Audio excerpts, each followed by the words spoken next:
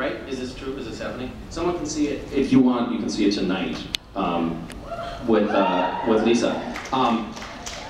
There is one scene in that movie which is you don't want to. There's a scene where I don't have a shirt on, so we'll black that part out. You'll have to close your eyes. You don't want to, trust me, you don't want to see that kind of unbridled sexual energy. So we'll redact that from the film, but otherwise it's really good. That's it. I do not want to bore you with the litany of drugs that I have used in my life. So it's like, yeah. So I just really want you to steal my shirt. Just from one stoner to another, I wanted to ask you. What? It says, Cassiel says to watch out for the orgy. Always sage advice. Twisted psyche. One day, what's that? I started it. Yes, it's all my fault.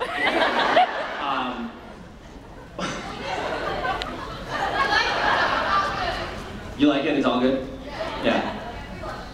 I know you do. I know you like it. What I'm trying to figure out is why and what the F is going on.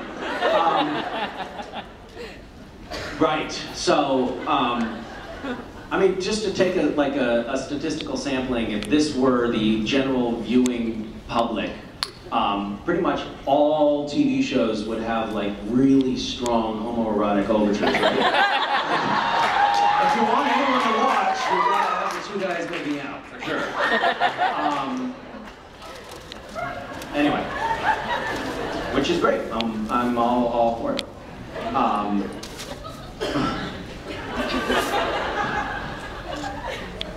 But I don't, whatever. All right.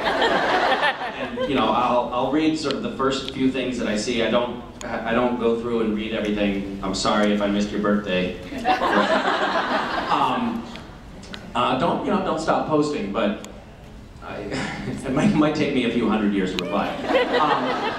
But if I read something like this, says, "What are you on?" or "Misha's really high today," I'm like, yes, that must have been a good. I must have typed something good in there. If they're saying that, that's sort of what I'm going for. So, what I'm on.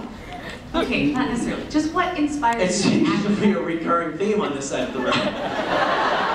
Between you and me, how much do you Well, inspiration can come in many different forms. Inspiration can come in many different, I would say, I kind of go by that, a motto that I mentioned to someone lately, the death to normalcy.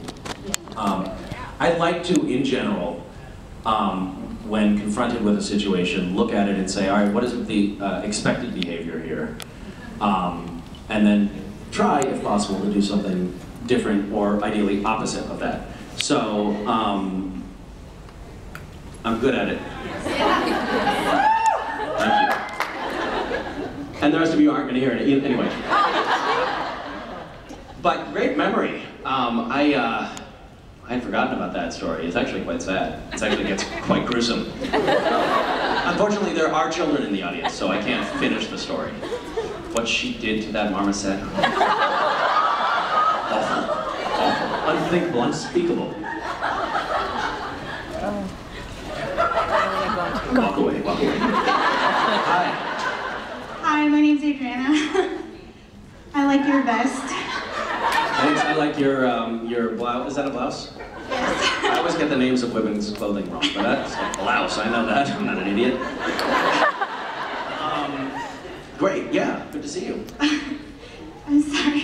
It's okay. It's okay. It is. The microphone's a little tall, so you're probably straining. So, speaking of Stonehenge Apocalypse, your sci-fi movie, Mm-hmm. If you were to be in a Lifetime movie, what would be the plot?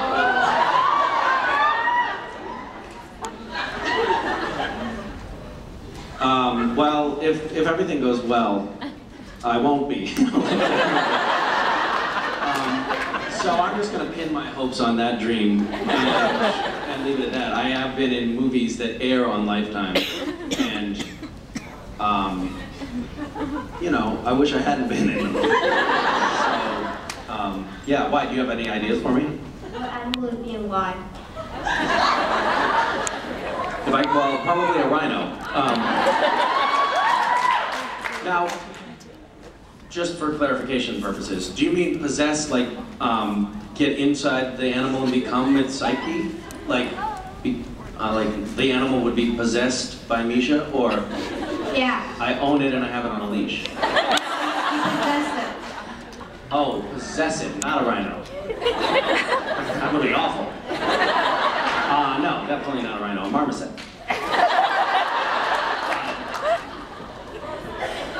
Or a pony. It's a knitting, darning pony. A peacock? How does that become a good idea to shout out? Oh, I know. It just dawned on me. The perfect animal for you to be. Peacock.